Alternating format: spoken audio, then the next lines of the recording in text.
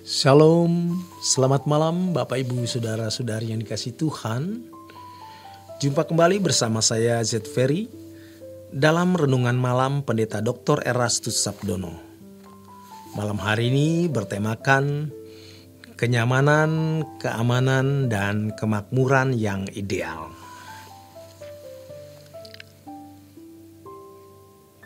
Kenyamanan, keamanan, dan kemakmuran yang ideal adalah kenyamanan, keamanan, dan kemakmuran dalam bingkai kesucian dan kekudusan Allah. Di mana dalam kenyamanan, keamanan, serta kemakmuran yang dimiliki seseorang,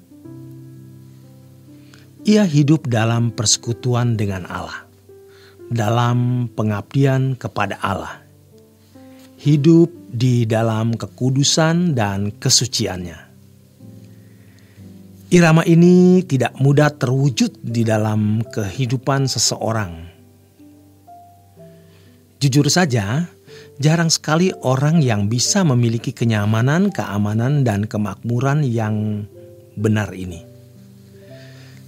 Sebab pada umumnya, kenyamanan, keamanan, dan kemakmuran diukur secara materi dalam jumlah dan kualitasnya. Maka orang berusaha untuk memiliki sebanyak-banyaknya yang orang lain juga miliki, dalam kuantitas yang lebih besar dan kualitas yang lebih tinggi. Dunia kita ini adalah dunia yang sudah terkutuk dan terhukum.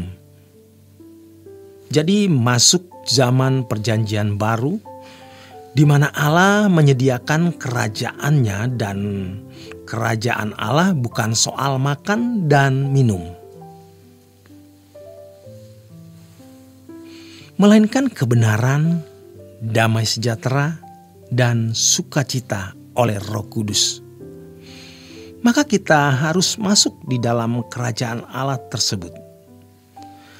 Kalau bangsa Israel berorientasi pada kerajaan Allah secara duniawi, tetapi umat perjanjian baru tidak lagi dituntun oleh hukum, tetapi oleh Roh Kudus untuk dapat berpikir, berperasaan seperti Tuhan Yesus, di mana Tuhan Yesus menjadi hukumnya.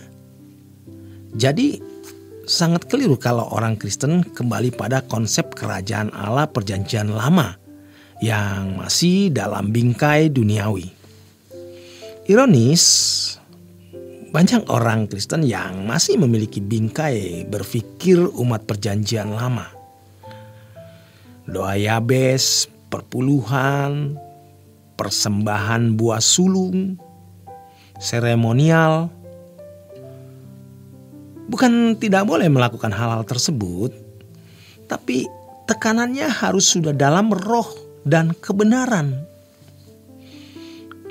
Karena kesalahan ini sudah begitu parah selama puluhan bahkan ratusan tahun, maka banyak orang termasuk gereja tidak menemukan kekristenan yang sejati.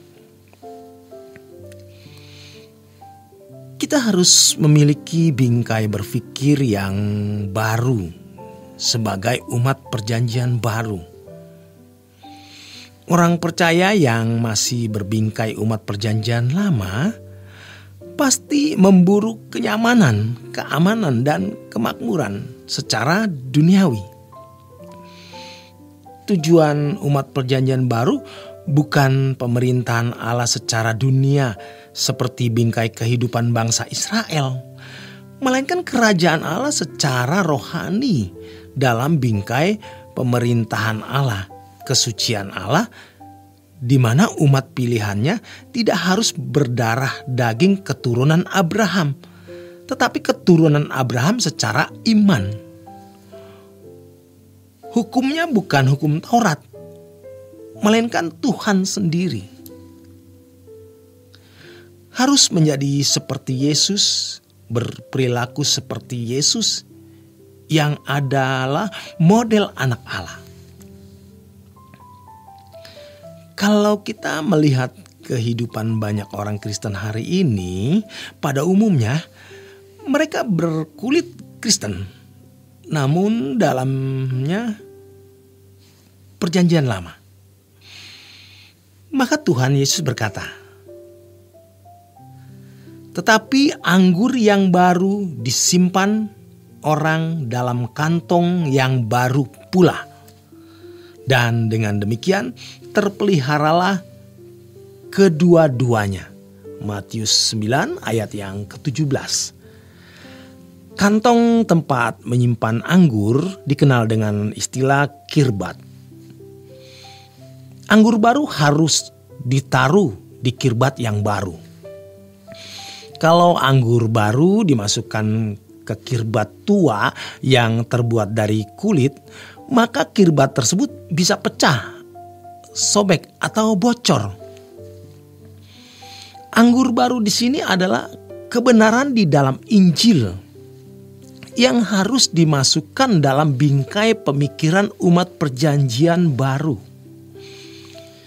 Sayang sekali, banyak orang Kristen yang bingkai pikirnya atau berfikirnya itu masih bingkai berfikir umat perjanjian lama. Maka tidak heran khotbah-khotbah yang disampaikan itu kutipan-kutipan perjanjian lama yang secara mentah dimaknai sebagai kebenaran yang bisa dikenakan untuk umat perjanjian baru. Memang perjanjian lama itu kaya dengan hikmat. Tetapi apa yang diajarkan Yesus lebih dari hikmat-hikmat yang diberikan kepada umat perjanjian lama. Yang karenanya yang mulia Tuhan kita, Yesus Kristus berkata, banyak nabi-nabi dan orang-orang benar ingin mendengar apa yang kamu dengar dan melihat apa yang kamu lihat.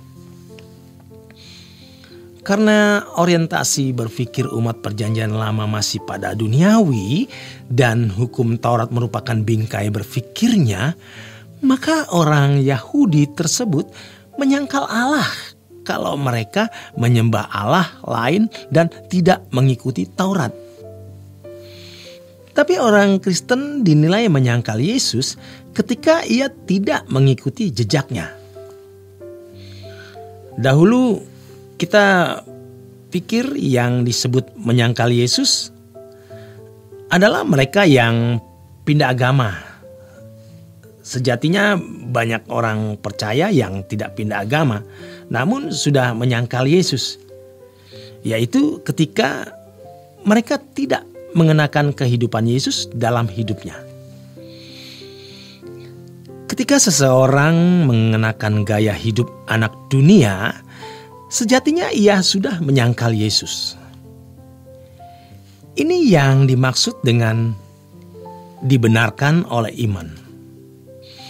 Yang berarti harus diperbaharui dan hidup dalam penurutan terhadap kehendak Allah. Berkat yang luar biasa terjadi pada zaman penganiayaan. Orang yang berani mengaku percaya kepada Yesus langsung dianiaya hingga mati.